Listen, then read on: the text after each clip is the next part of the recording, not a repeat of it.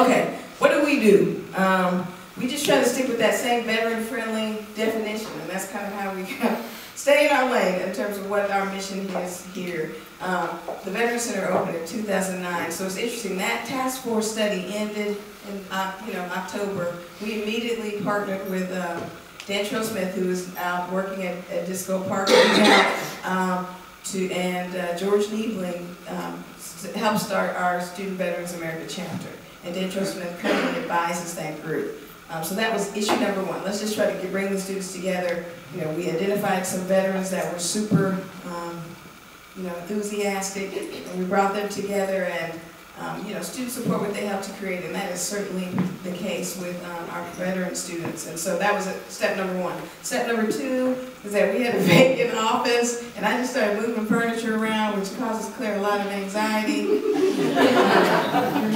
And just taking stuff from other places and make this homegrown. Well, shoot, we just got a veteran center then. I mean, it was literally the table from my office. It was whack, but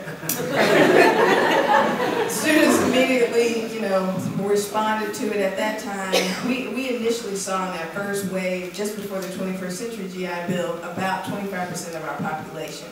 Now, I think we've provided a more social security type space, which I think will be an interesting study along the way, which I'll be able to tell you about. But initially, getting that transition to the 21st Century GI Bill, which started a year ago, has made a huge change in people's lives. I mean, people are going back to school, or their legacy is being turned over to their families and those survivors to have that benefit. So that said, the mission of the Veterans Center is those three things: to remove barriers, connect to resources, and give recognition. The infrastructure, again, student support, what they helped to create. The little bit of research that we had reinforced that the camaraderie piece is essential, more than any other group. Being able students to be with students is crucial, and it's at times 10 for our student veterans. So it's staffed by students. We've trained them up. Heck, they know more of those acronyms. They get cropped when I say words like debrief and all these I mean, it's I have no idea what I'm talking about, but it engages them.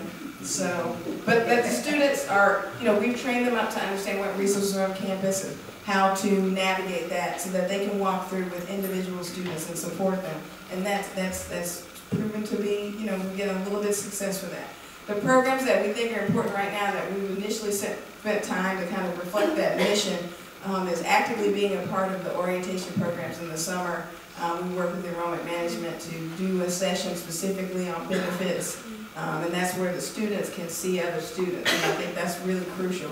So they kind of have somebody that they just met, or then they bring some other guy in who's a Marine, and this brother, you know how it is. But that is very helpful to really be engaged in our orientation programs. Veterans Day, thank you for coming out on November 11th. We really appreciate that. But that's that recognition piece that we always want to do. The other thing that I think I've learned that, veterans always want to serve. And so trying to reach out in that service component, which is maybe become a new component of our mission. And so we had collaborated on a Trot for the Troops, just run to support Fisher House, which is kind of like the Ronald McDonald House for veterans, so they have a safe place with their families while people are getting care.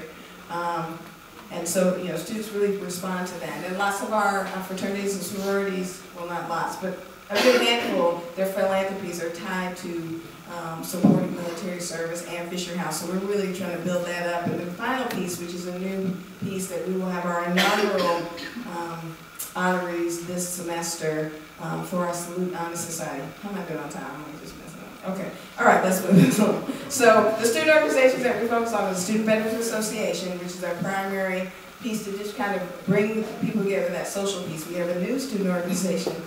When veterans do something, just get out of the way. And it's Mega Delta Sigma. Their focus is again, to perpetuate that brotherhood, sisterhood, camaraderie piece, and also to have a service component, which is welcoming home troops. And the Arnold Air Society, you're trying to build a culture. So our Air Force ROTC has an Arnold Air Society here that's been here, wow, since 1960-ish. Okay, my bad. And that is an Air Force ROTC group that we are trying to engage so that we kind of get them at every touch point of their military life. Some of the new initiatives, we want to kind of have a more online presence that allows, while you're still serving in Iraq or Afghanistan, to be able to start thinking about college and thinking about the resources available at UNT. And so that's always been on the list, but we just really haven't had a chance to do that.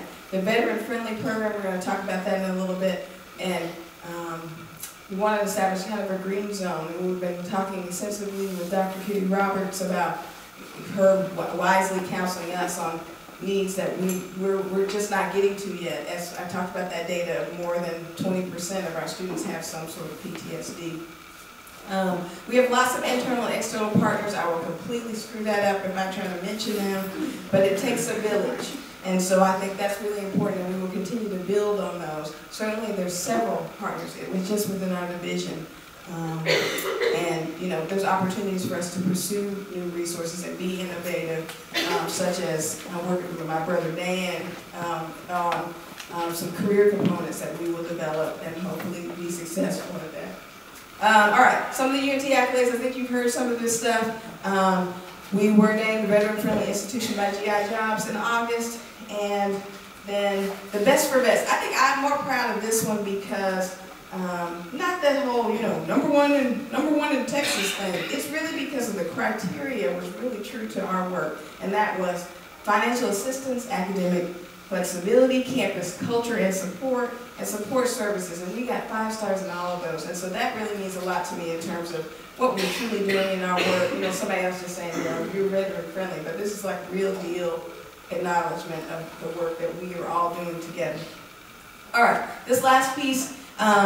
We're starting kind of a veteran-friendly campaign, which is more of an ally program for veterans. We're going to try to shape that again with Dr. Kitty Roberts' advice and counsel, but I think to give people an opportunity to have a better sense of what does it mean to be a veteran. Sometimes when we're talking about their DD 14 and all this XYZ, ABC, you know what I'm saying, that you have a little bit of familiarity, just some kind of nice, quick reference sheet, as well as a young man came in my office yesterday and said, you know, thank you so much. I know you're always in this office, and I don't know if that's really annoying, but we have such significant anxiety, and there's so many people on campus that this is the only safe place we have to go. We love it here. It's just one of our challenges that we're just going through. And so it reinforces, like, we're doing this for a reason. And that there are young people out there that just maybe need, you know, to just come in your office for a minute and just hang out and see how you're doing, but just to get out of the fray of a class letting out or, you know, a meeting letting out or an event letting out, and they can just kind of wait safely to exit. Another piece of that certainly has come up, and people have asked me about it, and certainly had that experience of going down to DFW. There are two special deliveries of veterans every day at Dallas-Fort Worth Airport, and thought that might be an opportunity for you to get involved in something you care about, or service for a class you're teaching, or an organization you advise. So we want to kind of help facilitate that formally. And there's a sign-up over there on the table if you are interested in doing that, and we will develop that later. Wow, I've gone over. Thank you so much. It's an honor to let me share a little bit of what we're doing with you. Thank you.